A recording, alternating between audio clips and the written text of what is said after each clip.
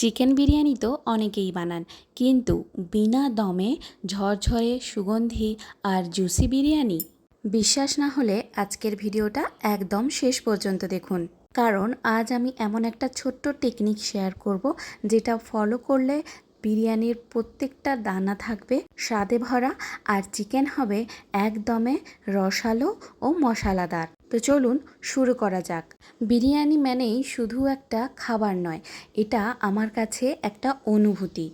বাড়িতে বিরিয়ানি হলেই যেন সবাই একসঙ্গে বসে খাওয়ার একটা আলাদা আনন্দই তৈরি হয়। আর আজ যে বিরিয়ানিটা বানাচ্ছি সেটার সবথেকে বড় চমক হলো এটা আমি বিনা দম দিয়েই বানাবো। তো চলুন দেখে নিই এখানে আমাদের কি কি উপকরণ লাগছে।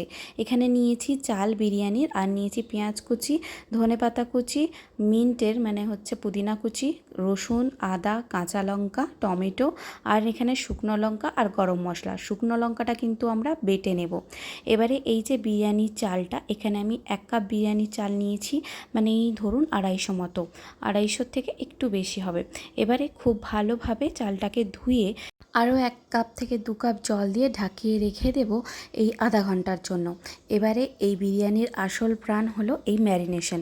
তো চলুন ম্যারিনেশনটা করে নিই। প্রথমে একটি পাত্রে নিয়ে নিয়েছি শুকনো লঙ্কা বাটা, দেব 2 টেবিল স্পুন মতো টক দই, আদা রসুন বাটা, হলুদের গুঁড়ো, লবণ, আর যোগ করব বিরিয়ানির মশলা।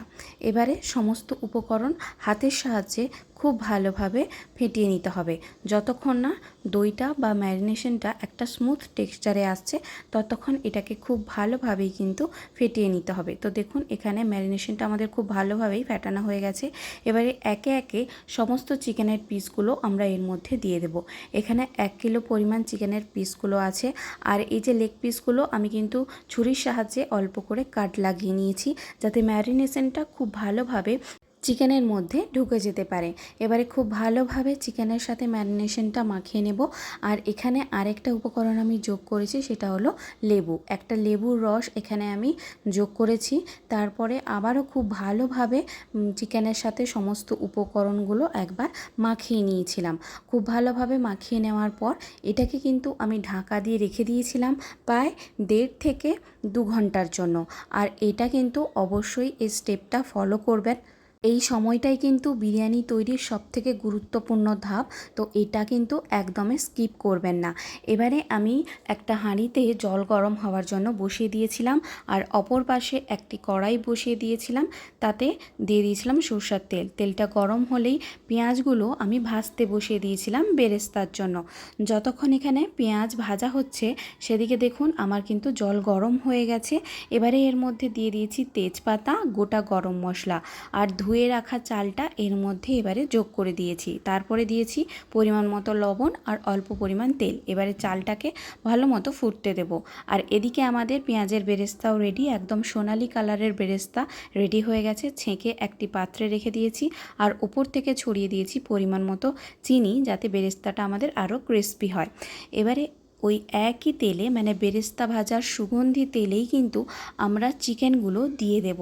চিকেনগুলো মিডিয়াম টু হাই ফ্লেমে আমরা ভেজে নেব, যাতে চিকেনের মধ্যে একটা সুন্দর কালার চলে আসে, আর চিকেনের মধ্যে মানে চিকেনের ভেতরে যে মশলাগুলো আছে সেটাও খুব ভালোভাবে থাকে, আর গন্ধটাও দারুণ আসে।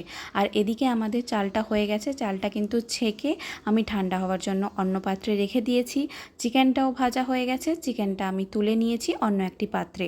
আর ওই একই তেলে, ওই সুগন্ধি তেলেই প্রথমে আমি দিয়ে দেব 2টো বড় সাইজের টমেটো। টমেটোটা ভাজা হয়ে গেলে যোগ করব আদা রসুন কাঁচা লঙ্কা বাটা আর শুকনো লঙ্কা বাটা। এবারে খুব ভালোভাবে মশলাটাকে আমরা কষিয়ে নেব যতক্ষণ না পর্যন্ত আদা রসুনের গন্ধ চলে যাচ্ছে। তারপরে যোগ করব পুদিনা এবং ধনেপাতা কুচি। তো পুদিনা ধনেপাতা কুচি দেওয়ার পরও 1 মিনিট মতো ভালো করে আমরা কষিয়ে নেব। তারপরে যোগ করব পেঁয়াজ, ভেজে রাখা যে পেঁয়াজটা, ওটা ভেজে রাখা পেঁয়াজ যোগ করার পর আরও 2 মিনিট ভালোভাবে কষিয়ে নিয়ে এর মধ্যে যোগ করে দেব আমাদের ভেজে রাখা চিকেন। ভালো করে মশলার সাথে চিকেনগুলো মিশিয়ে নেব যতক্ষণ না চিকেনটা একদম ভালোভাবে সেদ্ধ হয়ে যাচ্ছে। তো এখানে দেখুন চিকেন কিন্তু আমাদের রেডি হয়ে গেছে। এবারে এটাকে আমরা রেখে দেব একটু ঠান্ডা ঠান্ডা হওয়ার জন্য। আর এবারে শুরু করব বিরিয়ানির আসল কাজ, লেয়ারিং। একটি বড় পাত্রে প্রথমে ভাতের লেয়ারিং দিয়ে তারপরেই দিয়ে দিয়েছি বিরিয়ানির মশলা, তারপরে যোগ করেছি ঘি। ঘি এখানে আমি 3 থেকে 4 টেবিল স্পুন মতো ঘি দিয়েছি, আপনারা আপনাদের স্বাদ অনুযায়ী দিতে পারেন। এবারে যোগ করব বেরেস্তা, তারপরেই দিয়ে দেব আগে থেকে তৈরি করে রাখা চিকেনটা ভালোভাবে লেয়ার করে নেব। লেয়ার করে এটাকে আমি ঢাকা দিয়ে প্রায় 10 মিনিট রেখে দিলাম রেস্টে। এটা কিন্তু আমি দমে দেইনি, এইভাবেই আমি 10 মিনিট ছেড়ে দিয়েছিলাম। আপনারা যদি মনে করেন না এতে হবে না, আপনারা 10 মিনিট দিতে পারেন, কিন্তু এটা কিন্তু বিনা দমেরই চিকেন। আর ঢাকনা খুলতেই এত সুন্দর গন্ধ এসেছিলো, পুরো বাড়ি মমো করছিল। তো দেখুন বিরিয়ানিটা কিন্তু আমার একদমই ঝরঝরে জুসি হয়েছে, কোনো অসুবিধা হয়নি। কেউ খেয়ে বলবে না যে এটা দমে দেওয়া হয়নি। একবার এই পদ্ধতিতে বানিয়ে দেখুন, বারবার এইভাবেই বানাতে ইচ্ছে করবে। ভিডিওটা যদি ভালো লাগে তাহলে অবশ্যই একটি লাইক করবেন, আর কমেন্টে জানাবেন আপনারা দমে বিরিয়ানি পছন্দ করেন নাকি এইভাবে বিনা দমের একবার ট্রাই করবেন। আর এরকম সহজ কিন্তু অন্যরকম রেসিপি দেখতে হলে অবশ্যই আমাদের চ্যানেলটি সাবস্ক্রাইব করুন। ততক্ষণ সবাই ভালো থাকবেন, সুস্থ থাকবেন। নমস্কার।